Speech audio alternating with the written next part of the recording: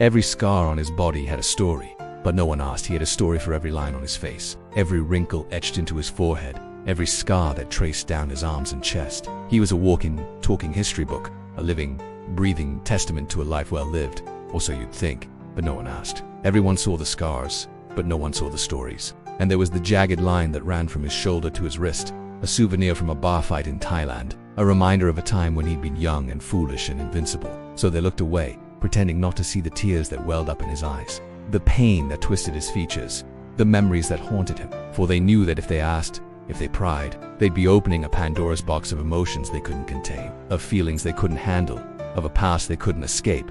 But most of all, they didn't ask because they didn't want to hear. They didn't want to see the pain behind his eyes, the sorrow in his smile, the struggle in his stillness. They didn't want to know the man behind the scars, the stories behind the lines, the heart that beat beneath the armor. Because to ask would be to admit that they, too, had scars, that they, too, had stories. And that was a truth they couldn't bear to face. They didn't ask about the deep, angry red slash across his left eyebrow, how it was a constant reminder of the night he'd saved a woman from a burning building only to have his own hair and eyebrows catch fire in the process. They didn't ask about the web of fine lines around his right eye, how each one was a laugh line, a tiny crack in his facade that let the world see the twinkle in his eye and the joy in his heart. They didn't ask about the faded purple bruise on his bicep, how it was a badge of honor, a mark of courage from the day he stood up to a bully and walked away with more than just a sore arm. He was a man of few words, but his body was a language all its own, a visual storytelling of a life full of adventure, heartbreak, love, and loss. There was a time when the world was new and his skin was unblemished, when he'd look at the stars and dream of far-off lands and impossible adventures, and then the world turned and his skin did too,